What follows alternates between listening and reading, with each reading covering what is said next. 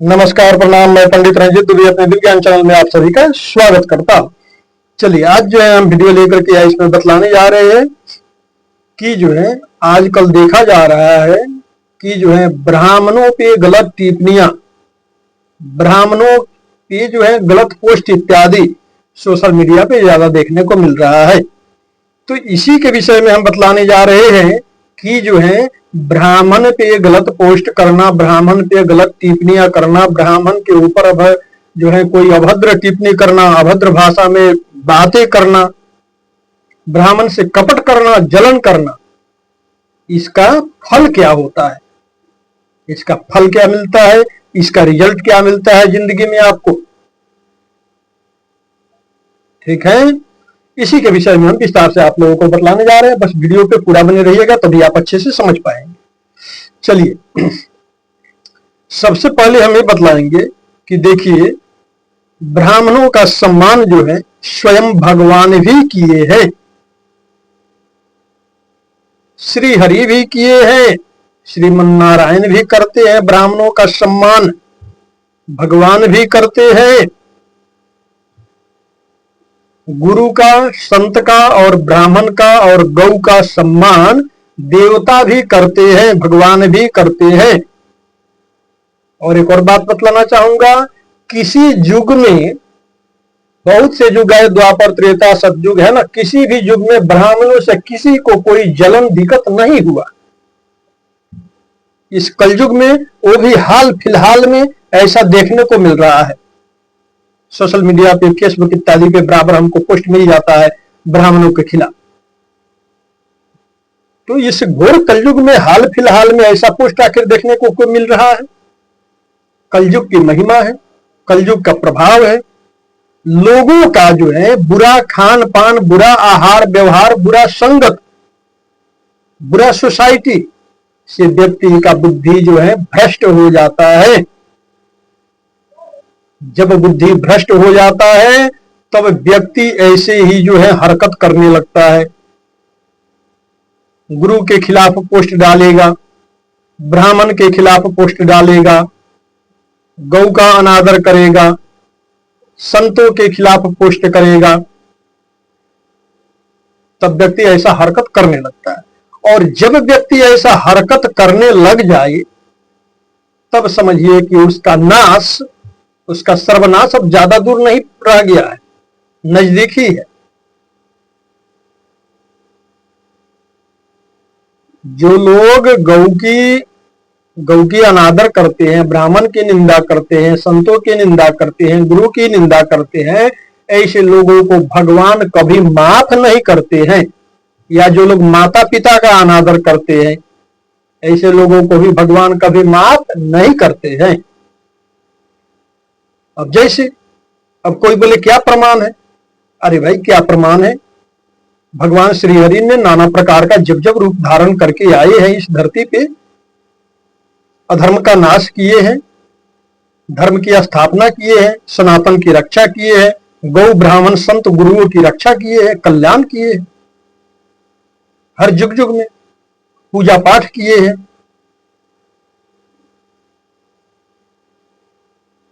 जैसे, अब जैसे एक चीज मैं आपको बतलाना चाहूंगा, जैसे मान लीजिए, देखिए, अब कोई बोलते हैं ना परशुराम जी और राम जी को बारे में लोग अलग अलग बोलते हैं। देखिए, परशुराम और राम या कृष्ण, ये कौन है? स्वयं नारायण है, स्वयं श्री हरि है। जब जैसा आवश्यकता पड़ा है तब वैसा रूप धारण करके प्रभु धरती पे आए हैं।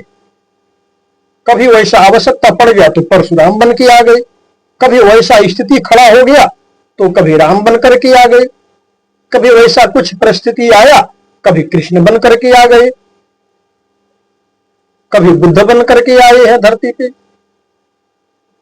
जब जब अधर्म का प्रचार प्रसार हुआ है, अधर्मी पापी धरती पे ज्यादा बढ़े हैं, गौ ब्राह्मण संत गुरु का अपमान हुआ है, धर्म की अवहेलना हुआ है, तब तब जो है भगवान श्री हरि जो है नाना प्रकार के रूप धारण करके धरती पे आते हैं, अधर्म का, पापियों का सर्वनाश करते हैं, दुष्टों का संहार करते हैं और सनातन की रक्षा करते हैं, फिर से धर्म की स्थापना करते हैं।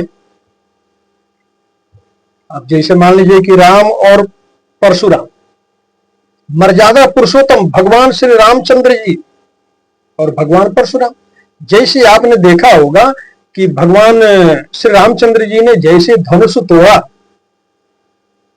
है ना, तो धनुष के टंकार का जो आवाज था ना, घोर गर्जना हुआ,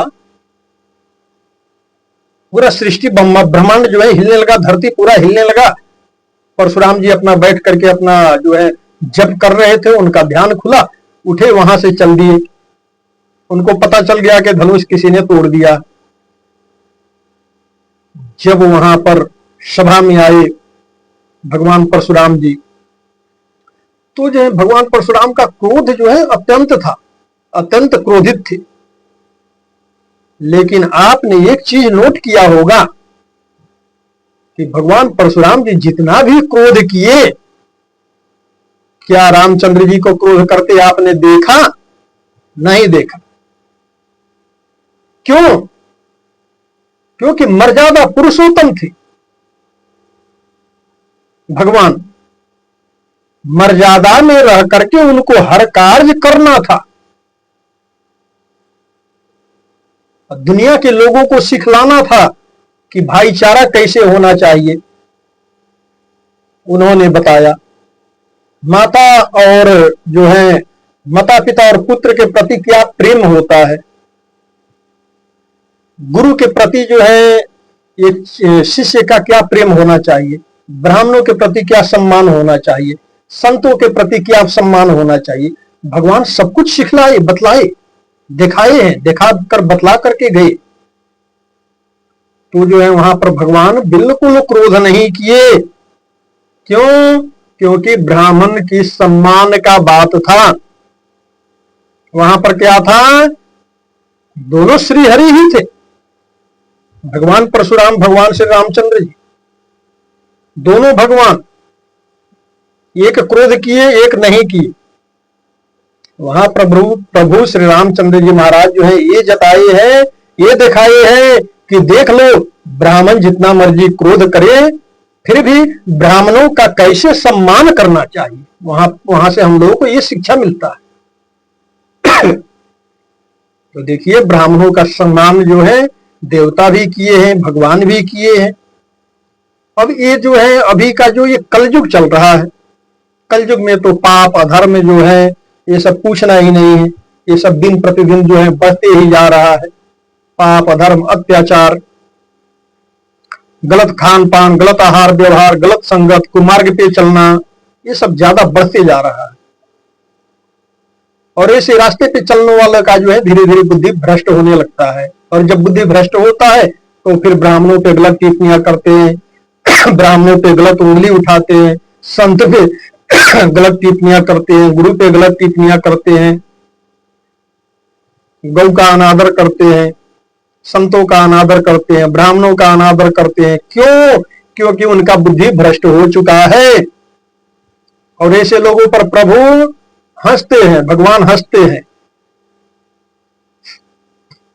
और बोलते हैं, मन में सोचते हैं कि तू जो कर रहा, इससे तो तेरा सर्वनाश निश्चित है।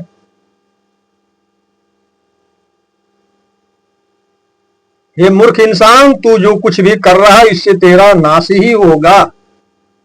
लेकिन भगवान भी देखते हैं इंसान को कि आखिर ये अपने बल पर कहां तक उड़ रहा है, क्या क्या कर रहा, थोड़ा देखते हैं।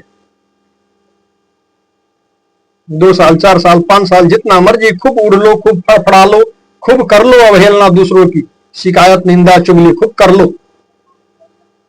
फिर एक दिन प्रभु जो है ऐसा माया रचते हैं कि वो अपने ही जाल में खुद जकड़ जाता है, फंस जाता है, और फिर फंस करके रोने लगता है, बिलखने लगता है।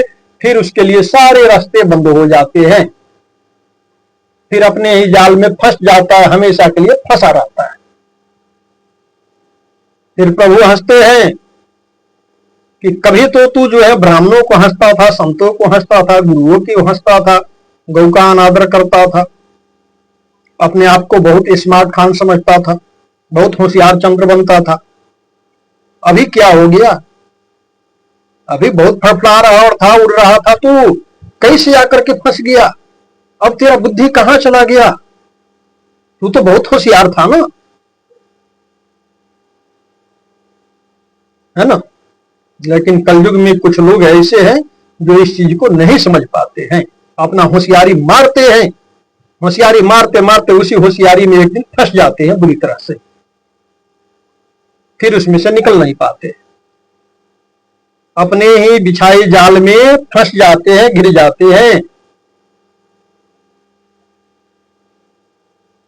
भगवान भी सोचते हैं चल कर रहा तो करते जा करते जा करते जा, जैसे एक एक बूंद से घड़ा भरता है ना, तो पाप का घड़ा धीरे धीरे भरेगा, वैसे जाकर के मुसीबत में वो फंस जाएगा, बहुत बड़े संकट में गिर जाएगा।